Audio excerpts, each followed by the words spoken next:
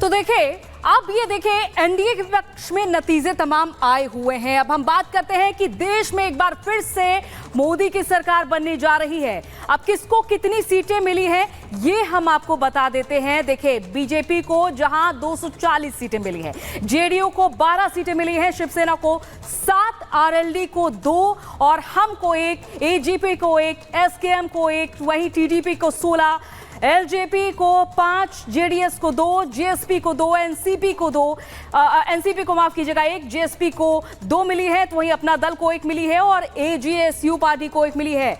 तो कुल मिलाकर अब देखिए 293 सीटों पर जीत हासिल की है एनडीए ने और अकेले बीजेपी ने 240 पर यह जीत हासिल की है। जहां अगर हम पिछले 2019 के चुनाव की बात करें तो अकेले अपने दम पर बीजेपी ने 300 का आंकड़ा पार कर लिया था, लेकिन इस बार यह आंकड़ा पार करना बीजेपी के लिए थोड़ा मुश्किल रहा है। हालांकि नारा दिया गया था 400 पार का खुद पीएम नरेंद्र मोदी की ओर से, लेकिन जो नतीजे आए हैं वो पक्ष में ही आए हैं।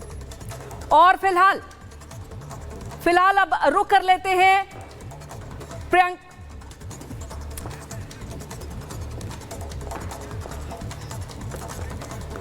और देखिए, लगातार हम आपको तस्वीरें बता रहे हैं, आंकड़े बता रहे हैं, लेकिन इसी बीच अब ग्राउंड जीरो पर चलते हैं।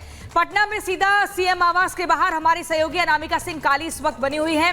अनामिका, ये जानना चाहेंगे कि नीतीश कुमार अब से कितनी देर बाद निकलेंगे, दिल्ली कब रवाना होंगे, दिल्ली में बैठक होनी है, मंथन होना है, एक मजबूत और ठोस रणनीति बननी है, क्योंकि अब एनडीए को या तो नीतीश कुमार या फिर टीडीपी का सहारा है। और देखिए, दोनों का ही सहारा चाहिए होगा और शायद यही वजह है कि आज जो पूरे देश भर की नजरें हैं वो आज इसी मुख्यमंत्री आवास पर लगी हुई है। नीतीश कुमार के आवास के बाहर मेरी मौजूदगी है और नीतीश कुमार करीब 11:15 बजे के आसपास एयरपोर्ट के पे पहुंचेंगे, वहां से दिल्ली के लिए रवाना हो जाएंगे। हालांकि उसके पहले जो जानकारी मिल रही है इसके मुताबिक जो जेडीयू के सांसद हैं, 12 सांसद, वो सभी यहाँ पर पहुंचने वाले हैं, नीतीश कुमार से मुलाकात करने वाले हैं। अगर हम आंकड़ों की जब हम बात करते हैं तो आरजेडी के फिलहाल 4 ही सांसद दिखाई दे रहे हैं।